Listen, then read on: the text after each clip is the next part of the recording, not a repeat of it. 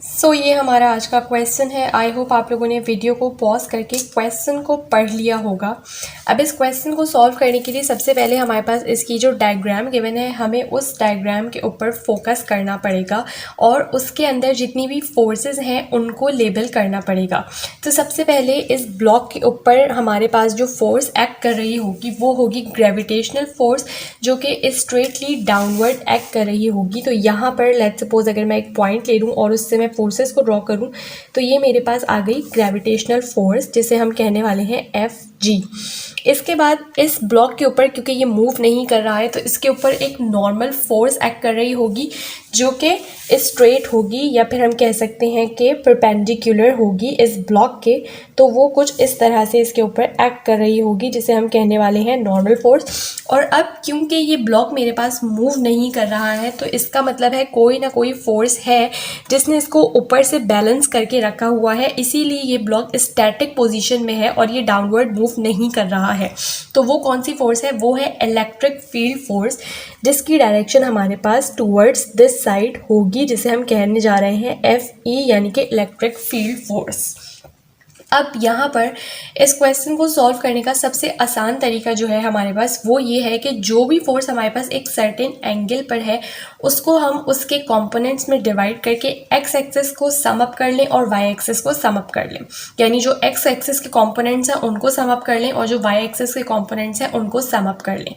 But for that हमें अपने axis को क्या करना पड़ेगा? थोड़ा सा टिल्ट करना पड़ेगा। यानी कि अगर मैं इसको अपना y एक्सिस सपोज कर लूँ इसको, और इस तरह से अपना x एक्सिस सपोज कर लूँ, तो मेरे पास सिर्फ एक ही फोर्स रह जाएगी, ये F(g) जो कि ग्रेविटेशनल फोर्स है, जो कि एक सर्टेन एंगल पर काम कर रही होगी। अगर मैं स्ट्रेट एक्सिस लूँगी तो उससे क्या होगा कि मुझे n और Fe को इनके कंपोनेंट्स में ब्रेक करना पड़ेगा, which is of course not a good idea. So हम क्या करेंगे कि अपने एक्सिस को हमने थोड़ा सा टिल्ट कर लिया है। इस तरह से मैंने अपना x एक्सिस ले लिया है और इस तरह से मैंने अपना y एक्सिस ले लिया है। तो इससे जो मेरी नॉर्मल फोर्स है वो मेरी स्ट्रेट y एक्सिस पर है, जो मेरी इलेक्ट्रिकल फील्ड फोर्स है वो मेरी स्ट्रेट x एक्सिस पर है। तो अब ये जो F(g) यानी ग्रेविटेशनल फोर्स है वो एक सर्टेन एंगल पर है। वो एंगल क्या है? मेरे पास थीटा है, और यही सेम थीटा यहाँ पर भी होगा मेरे पास, जो कि क्वेश्चन में हमें 25 डिग्री गिवन भी है। तो अब हमें क्या करना पड़ेगा? हमें इस F(g) को इसके x और y कंपोनेंट्स में ब्रेक करना पड़ेगा। तो जब मैं ऐसा करूँगी तो इसका, क्योंकि यहाँ पर मेरे पास इसका क्या है? एंगल है, तो यहाँ पर मेरे पास इसकी जो कंपोनेंट आ रहा होगा वो कौन सा कंपोनेंट होगा? वो होगा मेरे पास कॉस थीटा का कंपोनेंट। और इस तरह से मेरे पास आ जाएगा इसका, एक और मैं ड्रॉ कर लूँ, और इस तरह से आ जाएगा मेरे पास इसका एक और कंपोनेंट जो कि होगा साइन वाला कंपोनेंट। क्यों? क्योंकि वो एंगल के ऑपोजिट है। तो इसका मतलब ये जो है वो मेरे पास होगा F(g) साइन थीटा, और ये वाला जो कंपोनेंट है वो मेरे पास होगा F(g) कॉस थीटा। और हमें पता है थीटा यहाँ पर हमारे पास कितना है? 25। तो ये हो गई है मेरे पास फ्री बॉडी डायग्राम। अब हम क्या करते हैं कि इस फ्री बॉडी डायग्राम में ये जो मैंने फोर्सेस बनाई हैं इनको मैं अलग से भी ड्रॉ कर लेती हूँ ताकि आपको इसको अंडरस्टैंड करना और ईजी हो जाए। ये आप देख सकते हैं मैंने फोर्सेस को अलग अलग कर लिया। देखिए ये मेरी नॉर्मल फोर्स है, ये मेरी इलेक्ट्रिकल फील्ड फोर्स है। अब क्योंकि मैंने Fg को इसको x और y कंपोनेंट्स में ब्रेक कर लिया तो मुझे इटसेल्फ इसकी कोई ज़रूरत नहीं थी, इसलिए मैंने इसको नहीं बनाया है। जो डाउनवर्ड y एक्सिस पे आ रही है मेरे पास Fg cos थीटा, वो मैंने बना ली है। और ये जो x एक्सिस, अच्छा इसके एरो इधर होंगे आपके पास और इसके इधर होंगे। तो ये जो हमारे पास x ये वाला कंपोनेंट आ रहा था Fg साइन थीटा वाला, वो x एक्सिस पे था, तो वो मैंने इधर बना लिया। यानी मेरे पास टोटल 4 फोर्सेस हैं। अब आपने जो याद रखना है वो ये याद रखना है कि ये आपके अलोंग x एक्सिस है और ये आपका अलोंग y एक्सिस है, ठीक है। तो अब हमें सबसे पहले क्या करना पड़ेगा? हमें sum of forces along x axis लेना पड़ेगा ताकि हम क्या फाइंड आउट कर सकें? हम फाइंड आउट कर सकें इक्वेशन या एक्सप्रेशन इलेक्ट्रिक फील्ड के लिए। तो अब क्योंकि इलेक्ट्रिक फील्ड मेरे पास x एक्सिस के अलोंग है, इसलिए हमें sum of forces along x axis लेना पड़ेगा इक्वल्स टू 0। अब जो भी फोर्स राइट साइड पे है यानी ये वाली, उसको आप पॉजिटिव ले लेंगे और जो लेफ्ट साइड पे है उसको आप नेगेटिव ले लेंगे। तो जब आप इन दोनों को सम करेंगे आपके पास क्या आ जाएगा?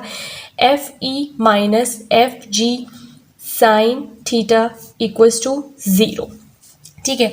अब हमें पता है कि जो Fe है ये बेसिकली इलेक्ट्रिक फील्ड फोर्स है, जिसका हमने फॉर्मूला पढ़ा है E इंटू क्यू, यानी magnitude of electric field into magnitude of the charge minus F G जो होता है मेरे पास वो बेसिकली क्या होता है, एफ जी इक्वल होता है एम जी के, यानी ग्रेविटेशनल फोर्स जो है वो इक्वल होती है मास इंटू ग्रेविटी के। तो उसको हमने ओपन करके लिख लिया और साइन थीटा मेरे पास आ गया as it is equals to 0। अब आप क्या करें, आपको ई के लिए क्योंकि एक्सप्रेशन चाहिए थी तो आप इस एक्सप्रेशन को ई के लिए लिखेंगे तो ये हो जाएगा E equals to m g sine theta over q. सही। अब मुझे सिर्फ और सिर्फ, क्योंकि हमसे क्वेश्चन में कहा जा रहा है कि आपने एक्सप्रेशन फाइंड आउट करनी है सिर्फ और सिर्फ मैग्नीट्यूड के लिए, तो यहाँ पर आपने क्या करना है कि इसके साथ भी मॉड का साइन लगा लेना है और इसके साथ भी मॉड का साइन लगा लेना है, यानी कि हम इस वक्त सिर्फ और सिर्फ मैग्नीट्यूड की बात कर रहे हैं। तो ये मेरे पास आ चुका है पार्ट ए का सॉल्यूशन, जिसमें हमें सिर्फ और सिर्फ एक्सप्रेशन फाइंड आउट करनी थी। फिर पार्ट बी में हमें कहा गया है कि अगर मास ये है, चार्ज ये है और थीटा ये है, तो आपको उस मैग्नीट्यूड का, यानी जो आपने इक्वेशन फाइंड आउट करी है, ये इसके थ्रू आप मैग्नीट्यूड और डायरेक्शन बताएंगे इलेक्ट्रिक फील्ड की।